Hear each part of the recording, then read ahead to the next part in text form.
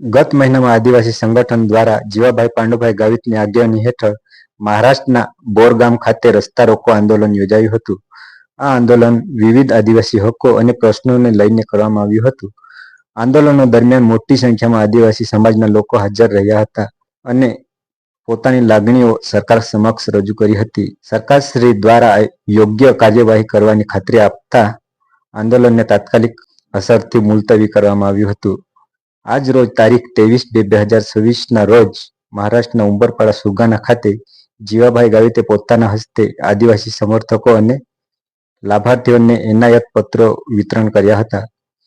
કાર્યક્રમ દરમિયાન તેમણે જણાવ્યું હતું કે આદિવાસી સમાજના હકો અને વિકાસ માટે સતત પ્રયત્નો ચાલુ રહેશે અને સરકાર તરફથી મેળવેલા આશ્વાસનોને અમલમાં લેવા માટે જરૂરી પગલાં લેવામાં આવશે.